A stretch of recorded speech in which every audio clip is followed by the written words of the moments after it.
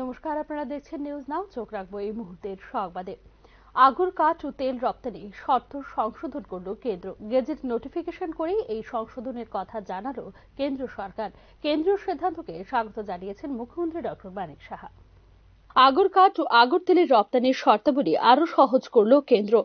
আগুর কাঠ ও আগর তেল রপ্তানির শর্তাবলী সহজ করায় প্রধানমন্ত্রী নরেন্দ্র মোদী এবং কেন্দ্রীয় মন্ত্রী পীযূষ গোয়েলকে ধন্যবাদ জানিয়েছেন মুখ্যমন্ত্রী ডক্টর মানিক সাহা। উন্নত ত্রিপুরা শ্রেষ্ঠ ত্রিপুরার জন্য পথ প্রশস্ত করতে কেন্দ্রীয় সরকার আগর কাঠ এবং আগর তেলের রপ্তানির শর্তাবলী আরো সহজ করেছে বলে বৃহস্পতিবার এক বিবৃতিতে উল্লেখ করেন মুখ্যমন্ত্রী ডক্টর মানিক সাহা। এর জন্য প্রধানমন্ত্রী নরেন্দ্র মোদী এবং কেন্দ্রীয় মন্ত্রী পীযূষ গোয়েলকে ধন্যবাদ জানিয়েছেন তিনি। এই সিদ্ধান্ত একটি বিপ্লবী পদক্ষেপ যা ত্রিপুরাকে দ্রুত বিকশিত ভারতের পথে চলতে সাহায্য করবে বলেও উল্লেখ করেন মুখ্যমন্ত্রী ডক্টর মানিক সাহা। উল্লেখ করা যেতে পারে, আগরউড চিপস এবং পাউডারের জন্য রাজ্যগুলির বার্ষিক রপ্তানির সীমা 25,000 কেজি থেকে 1,51,080 কেজিতে বাড়িয়েছে কেন্দ্র। এক্ষেত্রে ত্রিপুরার জন্য বাড়ানো হয়েছে 22,500 কেজি পর্যন্ত। অপরদিকে আগর তেলের জন্য রাজ্যভিত্তিক বার্ষিক রপ্তানির সীমা নির্দিষ্ট শর্ত সাপেক্ষে 1,500 কেজি থেকে বাড়ানো হয়েছে 7,050 কেজিতে। এক্ষেত্রে ত্রিপুরা রপ্তানি করতে পারবে 1,047 কেজি আগর তেল। সুগন্ধি ধূপ এবং ঐতিহ্যগত ঔষধ তৈরিতে ব্যবহৃত হয় আগর। Bureau report, news now. শিক্ষার মান উন্নয়নে কেন্দ্রীয় সরকারের গৃহীত প্রকল্পের মধ্যে পরীক্ষা পে চর্চা অনুষ্ঠিত হয় বগাফা কেন্দ্র বিদ্যালয়ে। বৃহস্পতিবার এই অনুষ্ঠানে দক্ষিণ ত্রিপুরা জেলার 4টি বিদ্যালয়ের ছাত্রছাত্রীরা অংশগ্রহণ করে। বিলোনিয়া নবোদয় বিদ্যালয়, বীরচন্দ্রনগরের একুরূপ বিদ্যালয়, শান্তিরবাজার বালিকা বিদ্যালয় ও পিএম শ্রী কেন্দ্রীয় বিদ্যালয় বগাফার ছাত্রছাত্রীরা পরীক্ষা পে চর্চা অনুষ্ঠানে অংশগ্রহণ করে। ছাত্রছাত্রীদের শিক্ষামূলক ভিডিও প্রজেক্টের মাধ্যমে উপস্থাপন করে দেখানো হয়। পরবর্তী সময়ে সংশ্লিষ্ট বিষয়ের উপর কুইজ কম্পিটিশনের মাধ্যমে ছাত্রছাত্রীদের সার্টিফিকেট ও পুরস্কার বিতরণ করা হয়। সংশ্লিষ্ট বিষয়ে বিস্তারিত সাংবাদিকদের জানিয়েছেন PM Shri Kendriya Vidyalaya Bagafa principal Rajesh Mina.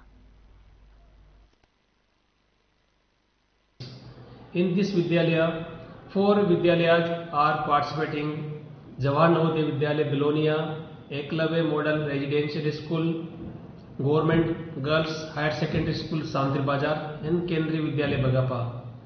For this, 5 episodes are being shown to the students. After seeing the episodes, a quiz competition will be organized. In the quiz competition,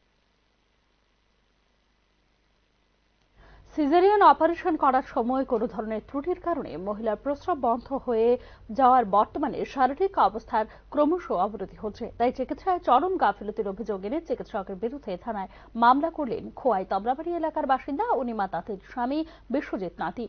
গত 7 ডিসেম্বর চেবড়ি হাসপাতালে ডাক্তার অঘ্রমূল্য দেববর্মার তত্ত্বাবধানে সিজারিয়ান অপারেশন করার সময় কোনো ধরনের মারাত্মক ত্রুটির কারণে মহিলার প্রস্রাব বন্ধ হয়ে যাওয়ায় তাকে জেবি হাসপাতালে স্থানান্তর করা হয়। সেখানে 5 বার ডায়ালিসিস করার ফলে সন্তান জন্মের 15 দিন পর অনিমা তাঁতির শারীরিক অবস্থার স্বাভাবিক হয়। তার শারীরিক অবস্থা বর্তমানে ক্রমশ অবনতি হওয়ায় খুবই সংকটাপন্ন অবস্থায় রয়েছেন বলে পরিবারের পক্ষ থেকে জানানো হয়েছে।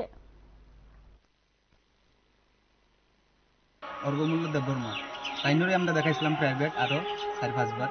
তাইনই দেখছে, তাইনই ভর্তি করছে, তাইনই সিজার করছে। এখন তোমরা কি মনে করতেছো কি কারণে তাই না এরকমটা করলো? তো গাবলিটির কারণে এইসব হইছে। আগে তো আমরা সবকিছু ঠিক আসলো, তাইনই সিজারটা ঠিক মতন হইছে না। খারাপসি লোক সবকিছু সবাইও কয় যে এই বিষয়টা নিয়ে আপনি এখন কি চান? এই বিষয়টা নিয়ে আগে তখন আমি আর কি চাইবো, আমি তখন আগে তাইনের নামে একটা আসন্ন রাজ্য সম্মেলনকে সামনে রেখে বৃহস্পতিবার বৈঠক করল সিপিআইএম ত্রিপুরা রাজ্য কমিটি। সম্মেলনের প্রস্তাবিত খসড়া নিয়ে এদিন আলোচনা করেছেন সিপিআইএম ত্রিপুরা রাজ্য কমিটি। গত 3 বছরের রাজনৈতিক এবং সাংগঠনিক কার্যকলাপ নিয়ে বিস্তারিত আলোচনা করতেই দলের এই বৈঠক বলে জানিয়েছেন সিপিআইএম ত্রিপুরা রাজ্য সম্পাদক জিতেন্দ্র চৌধুরী। বৈঠকে আগামী 3 বছরের যাবতীয় কর্মকাণ্ডের রূপরেখা তৈরি করা হয়েছে বলেও সিপিআইএম ত্রিপুরা রাজ্য সম্পাদক জিতেন্দ্র চৌধুরী জানিয়েছেন। উল্লেখ করা যেতে পারে, আগামী 29, 30 এবং 31 তারিখ অনুষ্ঠিত হবে সিপিআইএম ত্রিপুরা রাজ্য সম্মেলন। গত 3 বছরের রাজনৈতিক পরিস্থিতির মূল্যায়ন এবং আমাদের সাংগঠনিক কার্যকলাপের হিসাব নিকাশ এই সম্মেলন আলোচনা হবে। তার জন্য একটা খসড়া প্রতিবেদন তৈরি করা হয়েছে। এই প্রতিবেদন আজকে রাজ্য কমিটি আলোচনার মধ্য দিয়ে ফাইনাল করার পর এটা 29 তারিখে রাজ্য সমালোচনা রাখা হবে। সেটাই চূড়ান্ত করার জন্য আজকে আমাদের এই সভা। অর্থাৎ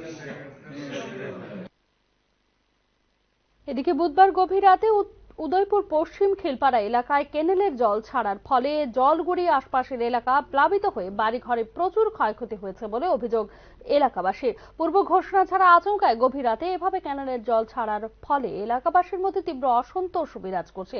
জল প্লাবিত হয়ে বাড়িঘর ক্ষতিগ্রস্ত হওয়ার ফলে সংশ্লিষ্ট দপ্তরের নিকট ক্ষতিপূরণের দাবি করেছেন এলাকাবাসী। ভাইঙ্গা তো ওই জলটা ছুটছে। কালকে কোন সময় এটা? কালকে রাতে 2টা বাজে। 2টার পর থেকে আর আমার চোখে ঘুম নাই। এই ছোট ছোট কিসের জল? জলটা কোন জায়গায়? কেনালের জল। তারা কেনাল ভর্তি, কেনালের উপর দিয়ে জল গড়ে আমার বাড়ি ঘর বাইশটা লইয়া ছুটছে। পুরা বাড়ি আমার বীজা সুবা হারাই বইতাম পারি না আমি বাড়ির মধ্যে। কাইক বাড়িতে মারতাছি না, আবিরটা গাছ লইয়া কই যেতাম আমি? হ্যাঁ, তারা কইয়া দেখা যাইতো আমার বাড়ির ক্ষতিপূরণ দিয়া যাইতো, নাইলে আমার বাড়িটা কিটা করবো তারা কইরা যাইতো।